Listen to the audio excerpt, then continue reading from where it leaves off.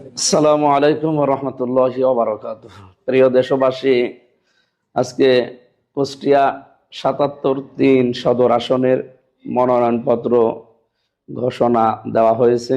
Kushtia returning officer কর্তৃক আমার মুফতি আমির হামজা কুষ্টিয়া ৩ সদর আসনের জন্য মনোনয়নপত্র বৈধ ঘোষণা হয়েছে, আলহামদুলিল্লাহ। এই সম্পর্কে যারা দায়িত্ব ছিল, রিটার্নিং অফিসার সহ যারা সংশ্লিষ্ট কর্তৃপক্ষকে আমরা ধন্যবাদ জানাচ্ছি এবং আল্লাহর দরবারে শুকরিয়া আদায়ের পর আমার এই আসনে, বিশেষ করে সদর আসন, কুষ্টিয়া সদর থানা, এবি থানা, আমার 4,40,000 সামথিং কিছু ভোট আছে। সমস্ত ভোটারদেরকে আমি আন্তরিক শুভেচ্ছা এবং সালাম জানাচ্ছি, আর আপনাদের সমর্থন এবং দোয়া কামনা করছি। সবাইকে সাথে নিয়ে অংশগ্রহণমূলক এবং প্রতিযোগিতামূলক নির্বাচন আমরা সামনে আশা করছি। সবাই সাথে থাকবেন।